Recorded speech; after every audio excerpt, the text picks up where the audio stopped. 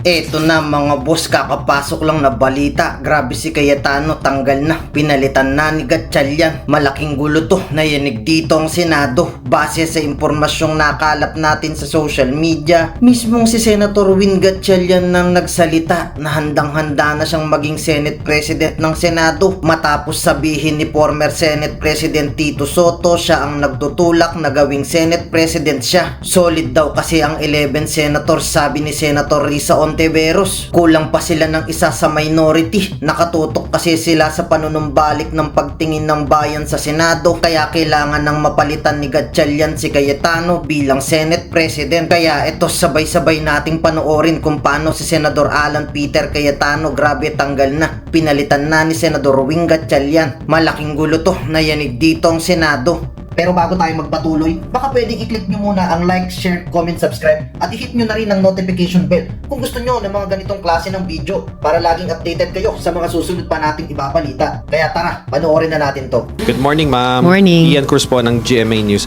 Ma'am, Yeah. mamayang session time by 3 p.m. may naasama tayong mangyayaring bago. Magkakaroon po ba ng palitan ng liderato? Ano po bang magbabago mamaya?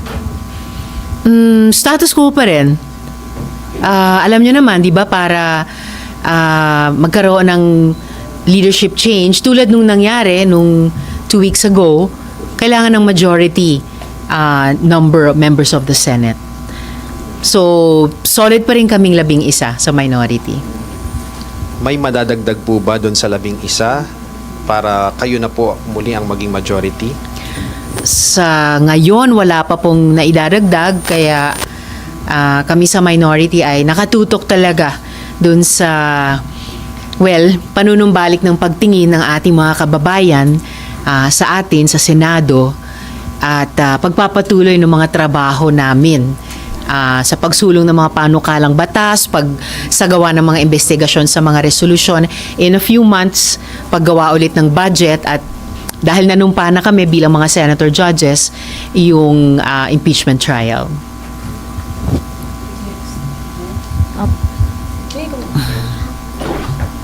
Opo, Sen, yun pong sa 11, sabi niyo po, solid pa rin sa ngayon, wala pang Yes. nadadagdag. Ma'am, ano po yung nagiging challenge dun sa mga negotiations, if I may say negotiations, or talks with other senators into joining your bloc? Siguro ang best na pagbubuo ng bagong majority, if ever, ay on the basis ng common values, common interests na maganang loob ng pagpasok ng lahat dun sa isang majority, isang bagong majority kung sakali. So sa ngayon, basta ang given ay solid kaming 11 sa minority. And ma'am, do you also share yun pong sentiment ng other colleagues? I think si Senator Ping, nabanggit po niya na it is Senator Win Gatchalian or nothing for the SB 11, Solid 11. Sorry, silent ko lang ito. Well, kung maging Senate President si Senator Sherwin, that would be good for the Senate. Magka-batch kami, so isang dekada ko na siyang nakakatrabaho at saka naobserbahan. Napakaseryosong legislator. Tuwing magsususpend, nagsistay siya sa floor, hindi siya kaagad papasok sa lounge. Pag naririnig nyo silang may kausap yung staff tungkol sa trabaho. And isa siya na pinahalagahan talaga yung dignidad at yung reputasyon ng Senado. Can you also confirm, ma'am, na yung pong grupo ninyo, yung 11, si Senator Win po talaga yung pinupush na SP? I hear several names kahit sa publiko, and ang attitude namin sa minority ay kung sino sa amin. I'm proud na may napatunayan na dating kakayahan bilang mga dating Senate President, at meron talagang malakas na potensyal na magsilbi din sa ganung tungkulin. At kung tatanungin niyo ako tungkol kay Senator Sherwin, kung maging siya, magiging mabuting Senate President siya. Sorry ma'am, last on my end. Ma'am, gaano po ba ka-importante for you na magkaroon ng leadership change, considering also na malapit nang mag-adjourn yung session? Mag-break po ulit yung session. Mapa minority man o mapa majority, basta tuloy yung pagtatrabaho namin sa kasalukuyang majority.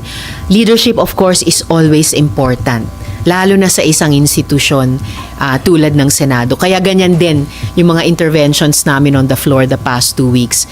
Talagang may pagbibigay halaga sa papel ng liderato. But, whether nasa minority o nasa majority, I've always been part of a collective na isinusulong yung nakikita naming responsibilidad namin sa institusyon at sa ating mga kababayan. Hi, ma'am. Ma'am, can you confirm lang, merong ugong-ugong din kasi na si former SP Cheese daw, yung possible na pumalit kay Sen Alan and pwedeng sumama sa inyong group para kayo na yung maging majority.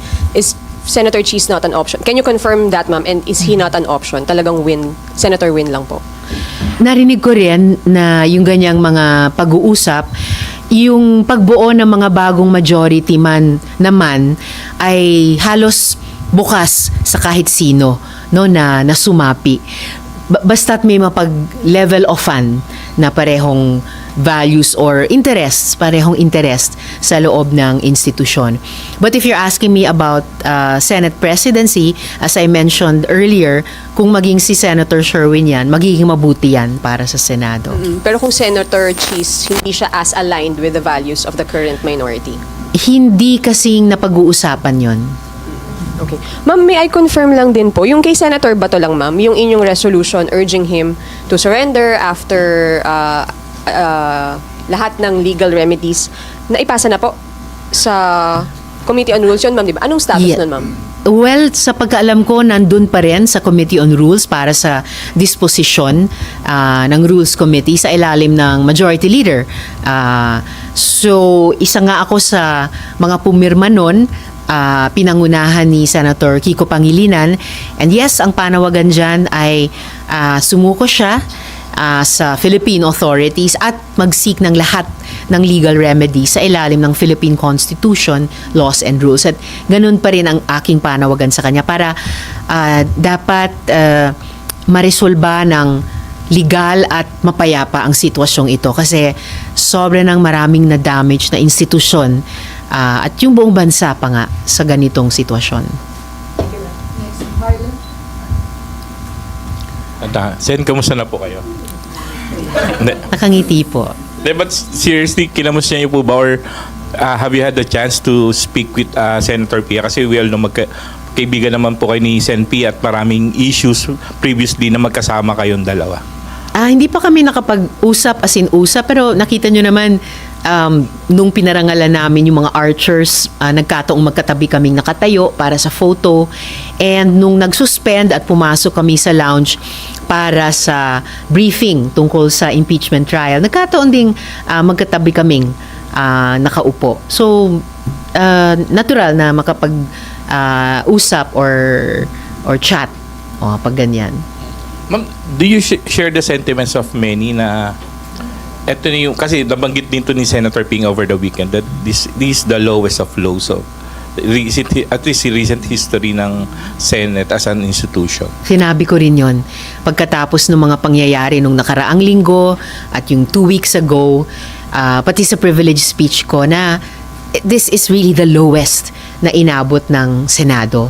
Never, kahit nung martial law dictatorship, kahit nung mga coup attempts, never na bulletproof vest, nag-armas ng long arms, nagkasa at nagpaputok ng arms na iyon sa loob nitong Senado. Kaya talagang parang nabastos yung dignidad ng institusyon at ng mamamayan. Kasi nga, itong Senado ay hindi naman amin. Stewards lang kami dito. Hindi namin ito bahay, hindi namin ito taguan. Ito ay Senado ng mamamayan. So, kailangan talagang iangat, itayo namin ulit ang Senado tulad ng dati at mahabang panahong pagtingin ng mga Pilipino sa kanya. And paano po matutulungan na ibangon yung dignidad at respeto ng taong bayan sa Senado kung magpupush po ulit ng another leadership revamp, another leadership change sa Senado? Kung manatili man ang kasalukuyang liderato, kung mapalitan man ang kasalukuyang liderato, tingin ko hindi yan contradictory kung sakali sa paggawa ng tungkulin ng Senado. Dahil alinmang liderato, yung kasalukuyan, o kung may bago, tulad ng mga nakaraan, pareho ang tungkulin. And yun ay nakaatang sa aming lahat, bawat isang senador, mapa-minority man kami o mapa-majority. Thank you. So ma'am, ano yung nakikita ninyo para nga makabangon yung image ng Senate?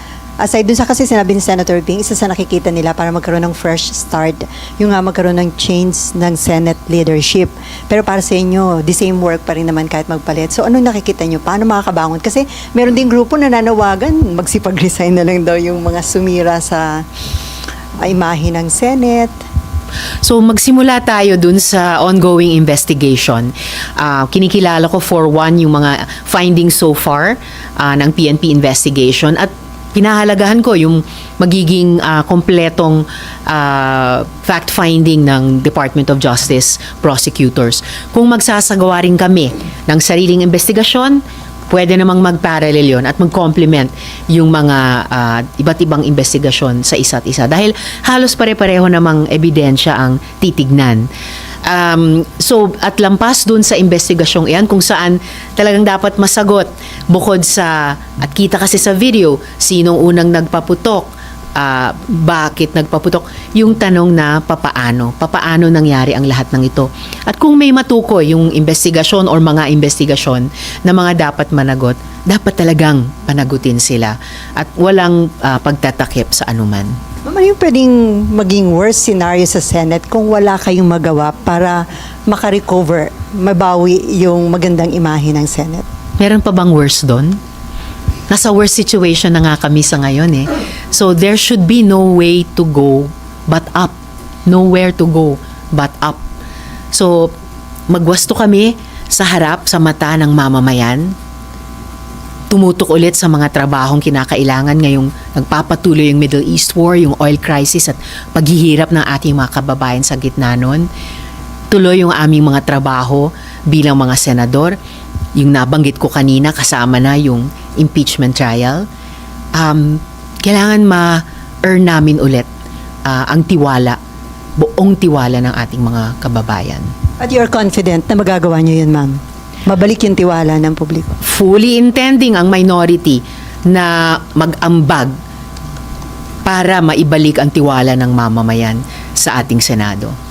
So ma'am, this afternoon, wala pang kasiguruhan kung magkakaroon ng pagbabago sa Senate leadership as of this time? Magkakaroon lang ng kasiguruhan kapag sigurado na yung mga puwersang kikilos. So, but as of now, at least I can assure you, solid ang 11, seryoso sa trabaho namin, and 100% committed na mag-contribute kami para ayusin ang nasirang reputasyon ng Senado. So ma'am, isa lang ang kailangan nyo. Meron na kayong simple majority. So pwede na kayong magkaroon ng control sa leadership. 11 kami. So may kung isang- mathematics ang simple majority, 13 yon. The mere fact na wala daw Senator Bato, parang kung 12, kung makakuha ng isa, pwede na daw yung simple majority. Makapagdebatihin yan. Kasi may rules sa Senado eh. So, dalawa talaga ngayon ba? Sa ngayon, dalawa ang kailangan. And so far, wala pa nag-express ng intention to join the minority. May ilang may intentions pero sa ngayon, ang solid ay yung 11 sa minority. Wala pang solid na level of na bagong bilang. Ma'am, may nag-express po ng intention from the majority na sumali po sa inyo? May mga pag-uusap, yung tinatanyong mga ugong na mga pag-uusap. So, kung may pag-uusap pero ang 100% fact ay sa minority, 11 pa rin kami. Pero ma'am, kung sakali man napag-uusapan na po ba sa minority na isulong na amyendahan yung rules? Kasi since 23 na lang, kung hindi talaga dadalo si Senator Bato or kasi may warrant of arrest siya. Sinusulong po ba sa minority na amyendahan na yung rules sa quorum, tsaka yung sa... Wala pang ganong pag-uusap. But speaking of pag-amyenda sa rules, kapag biniring up sa floor yung pag-amyenda sa rules para payagan na bumoto online, tututulan ko ng matindi.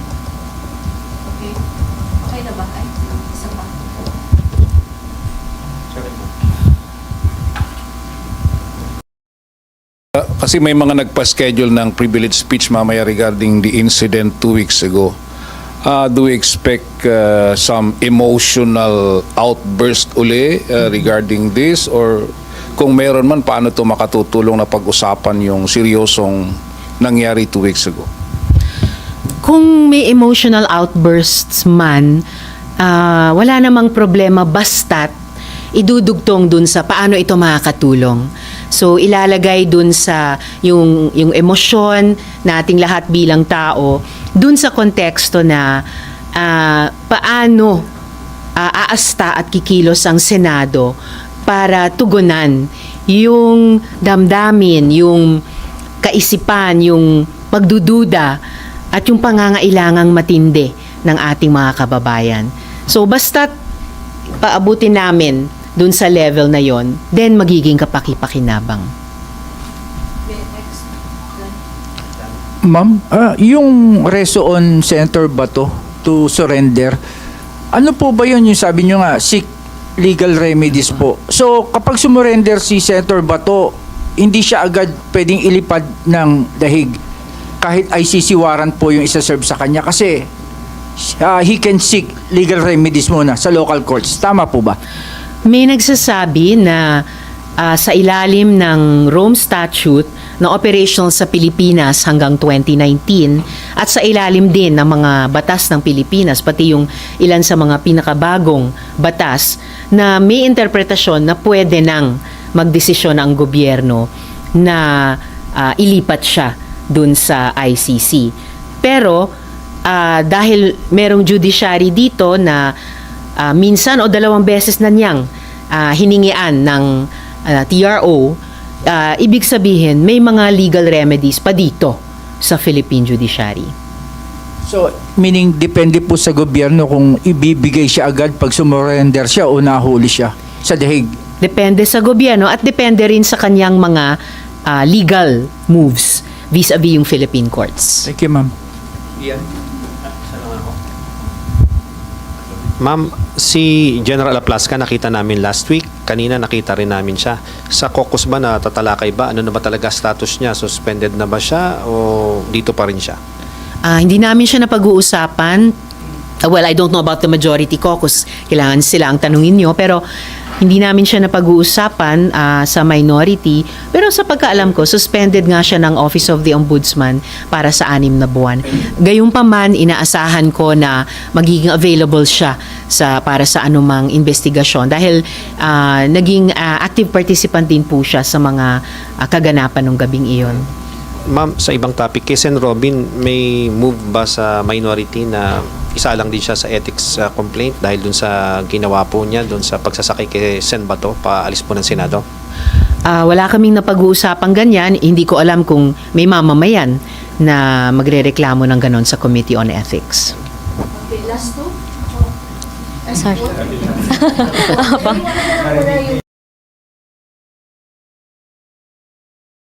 Meron lang kong sabi-sabi na ang Malacanang ay may ginagawa rin para maipush ang gusto nila maging Senate President. May nalalaman po ba kayo tungkol dito? Or meron nga ho bang ganun na nanghihimasok ang Malacanang sa pagpili ng Senate President? Well, at different times sa kasaysayan, minsan nagpapahayag ang Malacanang sa kagustuhan sana nila o iba. Pero the Senate has always decided for itself. And the Senate will decide for itself. So ngayon ma'am, wala kayo naririnig na ganun? Oo, walang ganon. At the Senate, most of all, the Senate ang magdidesisyon para sa Senado. And then ma'am, follow through lang po about General Aplasca. Kasi ma'am, suspended po siya ng ombudsman ng 6 months para hindi ma-influence yung investigasyon. Pero palagi po siyang nandito. Hindi ba kayo bothered o concerned po ba yon para sa inyo? Hindi pa ako concerned tungkol doon Basta't ang inaasahan ko sa lahat na maaring tanungin sa mga investigasyon, kahit kaming mga senador, ay ipresenta ang sarili at mag-cooperate sa investigasyon.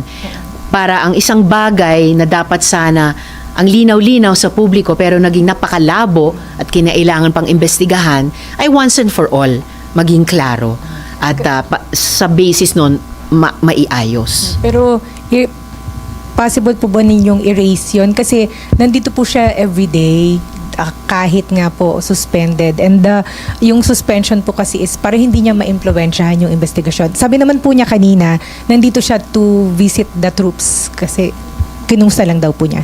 Well, dahil sinabi nyo sa akin, hindi ko alam yan before this morning, pag-iisipan ko po.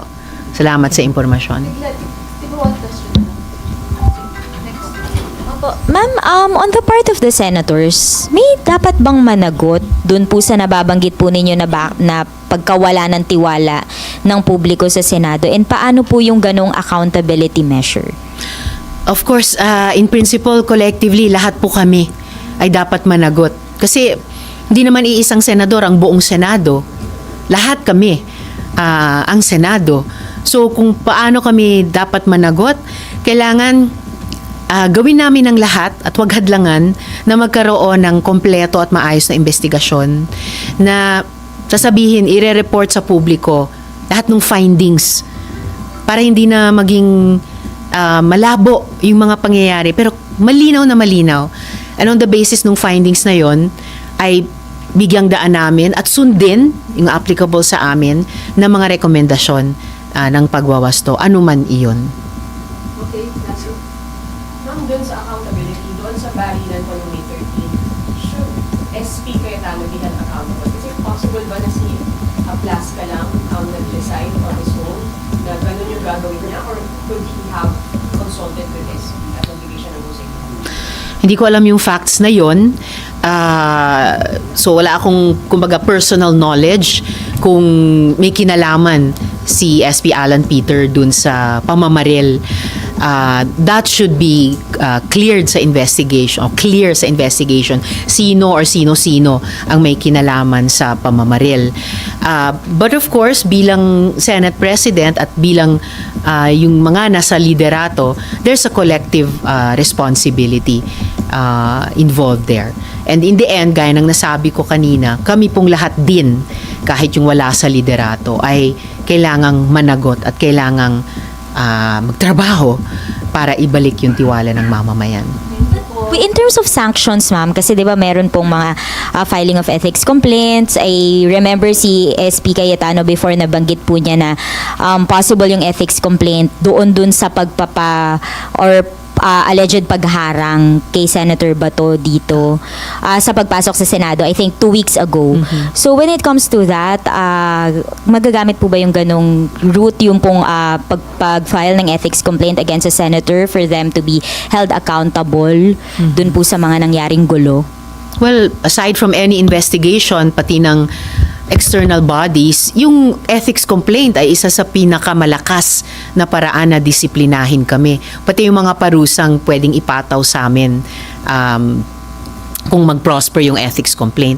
Pero as for yung sinabi din pala ni SP Alan Peter na may humarang kay Senator De La Rosa para makapasok, I don't know kung sinong tinutukoy niya. Kahit sa video na ipinalabas, malino naman walang humahad lang. Dahil nauuna siya paakyat at walang nasa unahan niya at humaharang. Ngayon, kayo bilang Pilipino, ano ang masasabi nyo at reaksyon sa balitang ito? Mag-iwan kayo ng komento sa ibaba at atin niyang babasahin isa-isa.